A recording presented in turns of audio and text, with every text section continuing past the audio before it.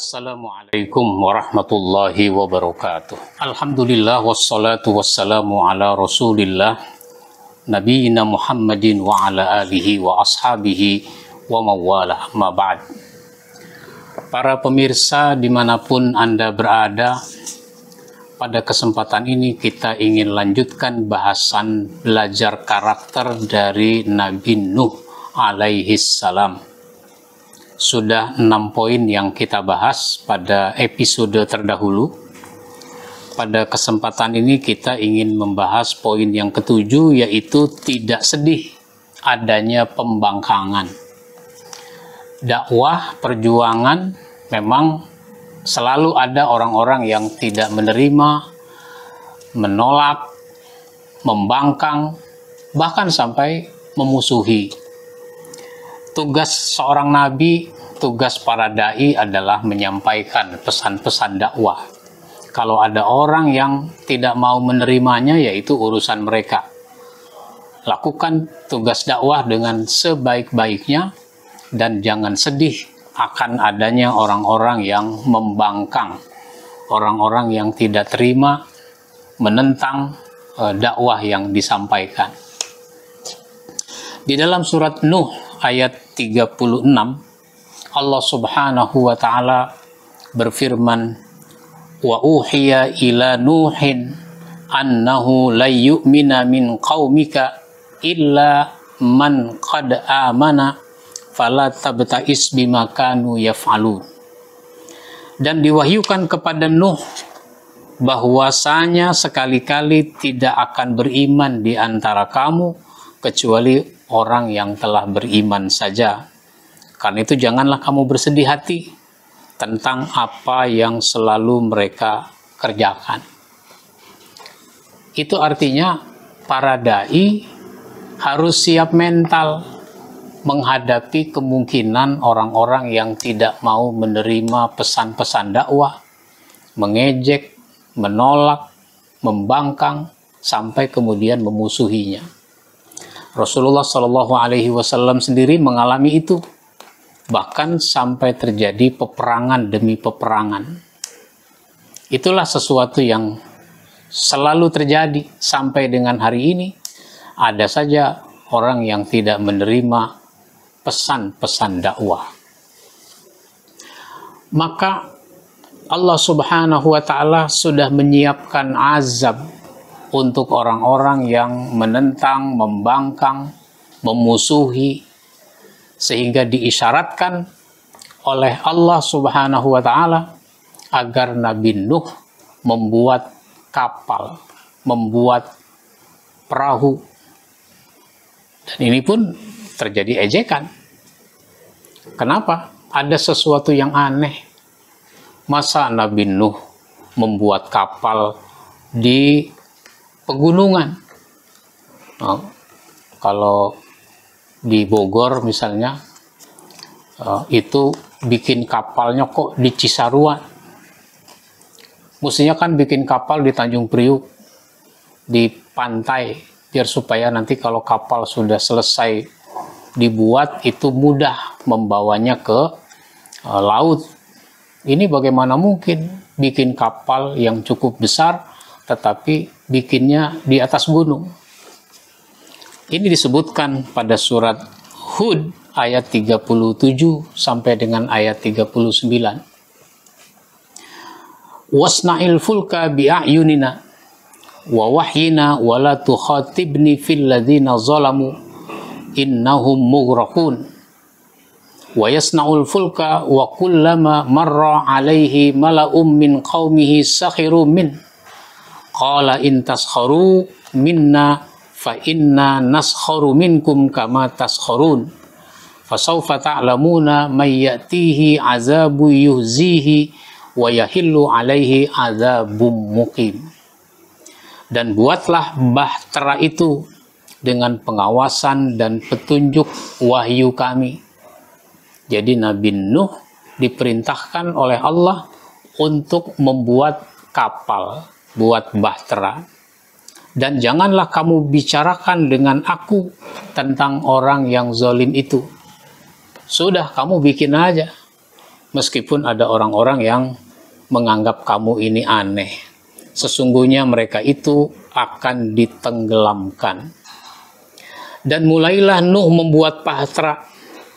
Dan setiap kali pemimpin kaumnya berjalan melewati Nuh, mereka mengejeknya. Berkatalah Nuh, jika kamu mengejek kami, maka sesungguhnya kami pun mengejekmu sebagaimana kalian mengejek kami.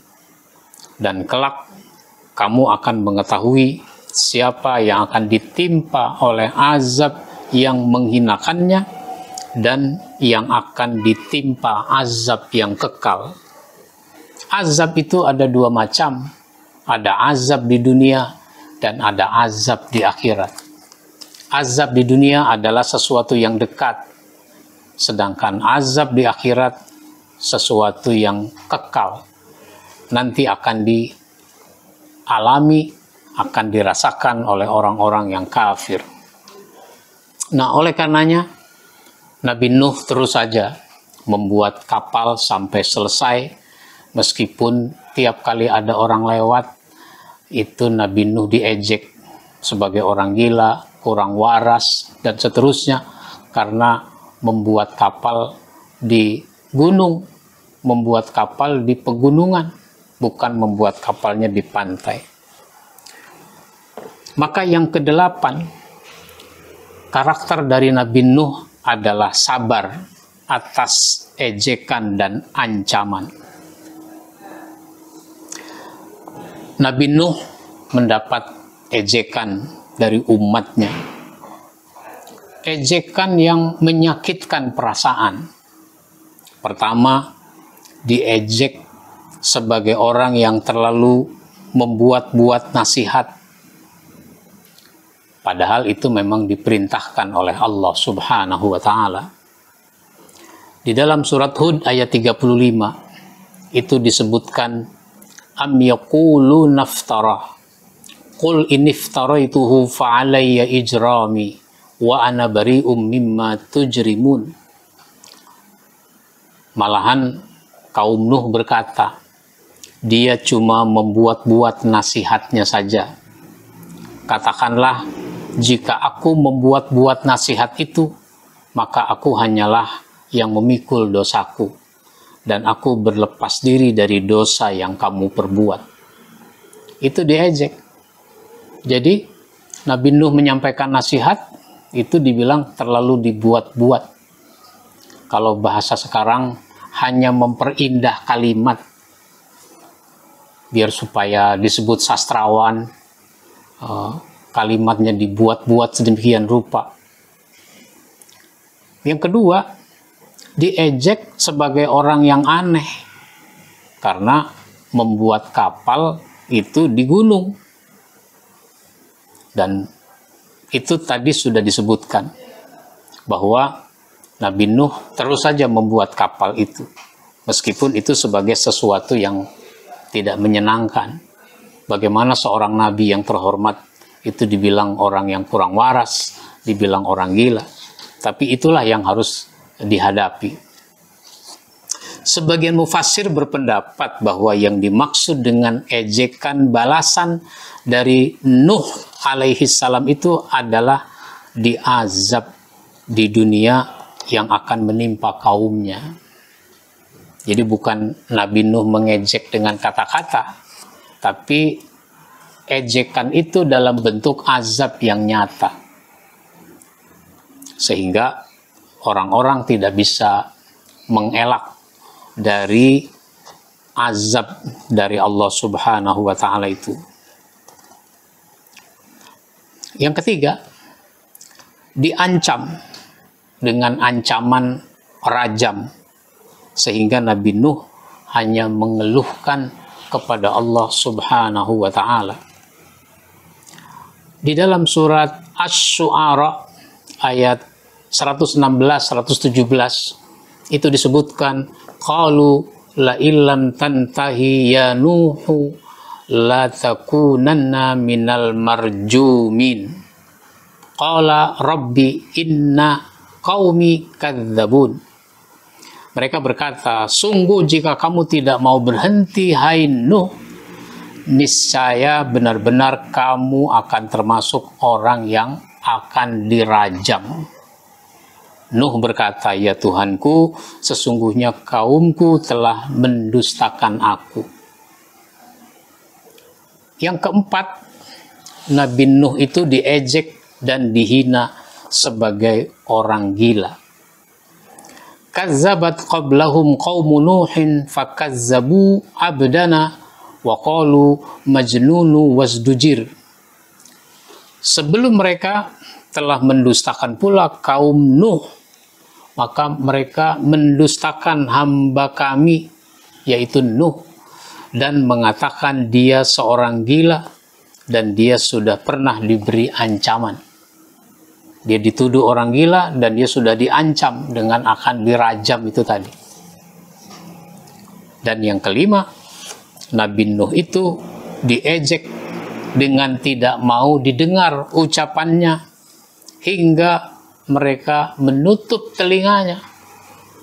Jadi orang-orang kafir yang menjadi umat Nabi Nuh ini, mereka tidak mau mendengar ucapan Nabi Nuh itu sampai mereka di dalam ayat terdahulu yang sudah kita kaji itu menutup telinganya. Nah sekarang dalam dakwah ya ada juga orang yang demikian, meskipun bentuknya bentuk lain, tidak mau mendengarkan nasihat-nasihat dari para dai. Dengan cara bagaimana? Dengan cara mereka tetap saja sibuk dengan HP pada saat seorang dai sedang menyampaikan nasihat-nasihat. Atau mereka tidur. Kalau dulu ada istilah memandang sebelah mata. Kalau sekarang dua-dua matanya tidak memandang si ustadz, dua matanya tidak memandang si dai. Kenapa? Dua matanya dipejamkan karena mereka tertidur. Ini diantara contoh. Oleh karenanya para dai harus siap mental menghadapi situasi yang tidak menyenangkan di dalam dakwah. Karenanya Nabi Nuh itu diceritakan di dalam Al-Quran panjang lebar supaya kita bisa mengambil hikmahnya. Demikian, ya insya Allah akan kita sambung pada episode berikutnya. Wabillahi taufiq wal hidayah. Wassalamualaikum warahmatullahi wabarakatuh.